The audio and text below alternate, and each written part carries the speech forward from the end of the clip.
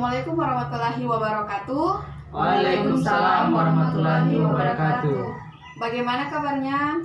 Alhamdulillah baik. Oke, pertama-tama saya ucapkan terima kasih kepada kalian yang sudah menyempatkan waktunya untuk melakukan kegiatan konseling kelompok ini. Agar kegiatan ini berjalan dengan lancar, marilah kita berdoa terlebih dahulu. Berdoa dimulai. Berdoa selesai. Oke, apakah kalian tahu apa itu konseling kelompok? Tidak. Baik, konseling kelompok adalah salah satu jenis layanan bimbingan dan konseling yang diberikan kepada beberapa orang atau sejumlah orang yang memanfaatkan dinamika kelompok yang bertujuan untuk pengentasan masalah pribadi masing-masing anggota kelompok secara bergantian. Adapun cara pelaksanaannya yaitu seperti yang kita lakukan sekarang ini. Oke, saya harap kalian bisa menjaga rahasia apapun yang kita bicarakan dalam konseling kelompok ini. Selanjutnya mengenai batasan waktu. Kesepakatan bersama kegiatan konseling kelompok ini akan dilakukan selama berapa menit? 30 menit. Bagaimana dengan yang lain? Apakah setuju jika konseling kelompok ini dilakukan selama 30 menit? Setuju.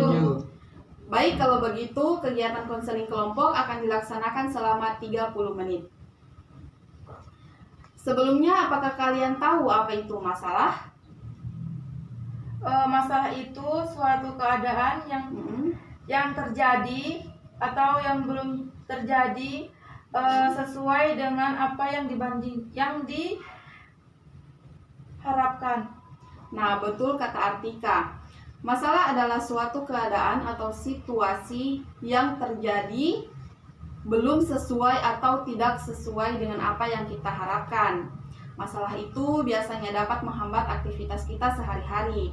Masalah itu ada masalah umum dan masalah pribadi. Masalah umum adalah masalah yang dialami oleh diri pribadi dan orang sekitar. Contohnya, saya kurang fokus belajar di kelas dikarenakan kondisi pencahayaan di kelas kurang baik. Itu termasuk masalah umum, sedangkan masalah pribadi, masalah yang dialami oleh diri pribadi. Contohnya, saya kurang fokus belajar dikarenakan saya mengantuk. Bisa dimengerti teman-teman? Bisa. Masalah? Bisa. Oke. Setiap anggota kelompok wajib menyampaikan masalah yang dialami saat ini. Baik, kita mulai ya. Siapa yang ingin menyampaikan permasalahannya terlebih dahulu? Saya, Bu. Iya, silahkan. Belakangan ini saya malas sekali untuk belajar karena belakangan ini saya banyak menonton drama Korea, Bu. Oke, masalah yang sedang dialami Nanda. Nanda sulit untuk belajar karena kecanduan nonton drama Korea. Selanjutnya siapa lagi? Saya, Bu. Iya, silahkan Dora. Akhir-akhir ini saya sulit membagi waktu saya untuk belajar dan kegiatan yang lain seperti organisasi. Oke, masalah yang sedang dialami Dora yaitu sulit untuk membagi waktu belajar dan berorganisasi. Selanjutnya siapa lagi? Saya, Bu. Oke, silahkan Syahrul. Saya menyimpan dendam terhadap teman saya. Karena itu, saya terganggu jika kerja kelompok dan sekelompok dengan dia. Oke, Syahrul menyimpan dendam dengan teman dan itu mengganggu Syahrul dalam kerja kelompok. Begitu Syahrul? Ya, Bu. Oke, selanjutnya siapa lagi? Saya, Bu. Iya, silahkan Artika. Sekarang ini saya sulit mengatur keuangan saya dengan baik. Saya lebih boros sekarang, Bu. Oke, masalah yang sedang dialami Artika yaitu sulit mengatur keuangan.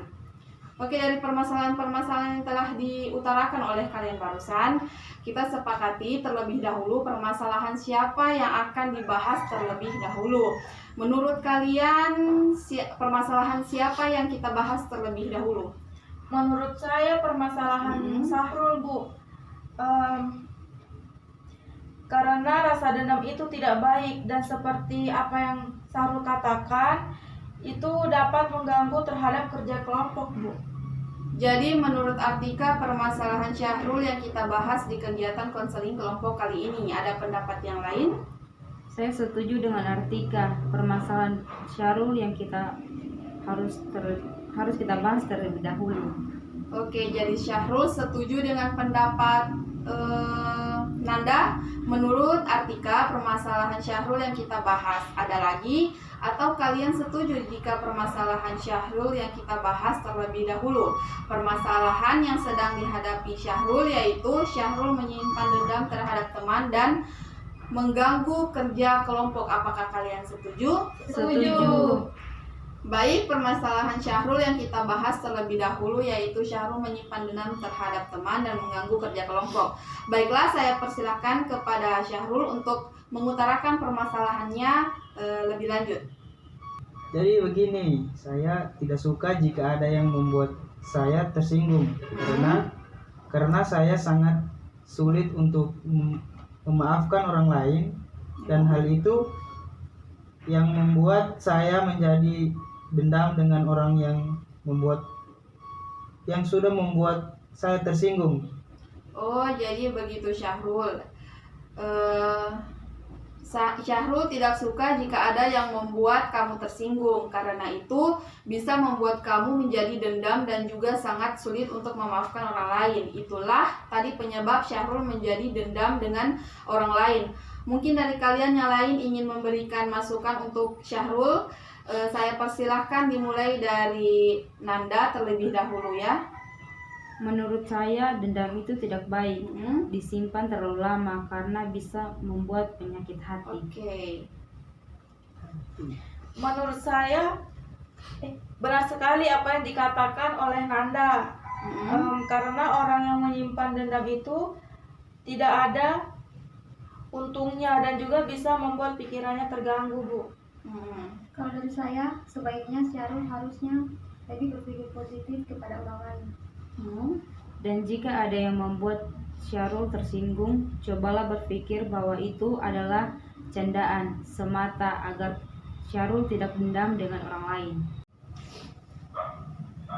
Memang benar yang dikatakan oleh teman-teman, tetapi jujur saja saya sangat sulit untuk berpikir positif terhadap orang yang sudah membuat perasaan saya tersinggung. Tetapi saya akan mencoba sedikit demi sedikit untuk berubah. Baik, karena Syahrul sudah berjanji untuk mencoba untuk berubah, dan saya juga ingin kalian semua memberikan semangat untuk Syahrul agar dia lebih bersemangat lagi untuk berubah. Itulah Syahrul, teman-teman semua sudah memberikan sarannya yang terbaik untuk Syahrul agar lebih semangat lagi untuk dapat berubah. Untuk Syahrul selanjutnya, apa yang ingin Syahrul lakukan setelah selesai pertemuan ini? Setelah pulang dari sini, saya akan mencoba untuk berubah, dan saya sangat berterima kasih atas saran yang diberikan teman-teman yang sangat berguna untuk saya. Oke, kesimpulannya bahwa Syahrul harus berpikir positif dan juga harus memiliki keinginan yang besar dari dalam hati untuk berubah, karena saya yakin kamu pasti bisa. Dan yang terpenting adalah Syahrul harus bisa memaafkan kesalahan orang lain agar terhindar dari rasa dendam. Baik, terima kasih atas sarannya, Bu. Iya, sama-sama. Untuk Syahrul, mungkin sebelum kita akhiri pertemuan ini, dari Syahrul ada pesan dan kesan yang ingin disampaikan, saya persilahkan. Baik, kesan saya, kegiatan konseling kelompok yang sudah kita lalui ini sangatlah bagus dan berguna bagi kita semua, terlebih khususnya untuk saya yang sudah dibantu teman-teman sehingga masalah yang saya alami dapat dipecahkan dengan baik. Iya, saya juga berterima kasih karena Syahrul sudah memberikan kesan yang baik terhadap kegiatan konseling kelompok yang sudah kita lakukan ini. Terima kasih pula untuk semuanya yang sudah bersedia untuk datang dan berbagi cerita serta pengalaman yang pernah dialami. Bu, kan permasalahan saya belum dibahas. Bagaimana ini? Baik, untuk permasalahan kalian yang belum sempat kita bahas di pertemuan selanjutnya. Kira-kira kalian bisa mengadakan kegiatan konseling kelompok selanjutnya kapan? Senin depan aja, Bu. Baik, dengan yang lain, apakah setuju jika kegiatan konseling kelompok dilakukan Senin depan? Setuju. Baik, kegiatan konseling kelompok selanjutnya akan dilaksanakan Senin depan. Sebelumnya kita mengakhiri pertemuan ini, marilah kita berdoa untuk keselamatan kita semua. Berdoa selesai. Baik, kegiatan konseling kelompok ini telah selesai dilaksanakan. Saya ucapkan terima kasih kepada kalian. Wabillahi taufiq wal hidayah. Wassalamualaikum warahmatullahi wabarakatuh dan selamat siang. Waalaikumsalam warahmatullahi wabarakatuh. Selamat siang.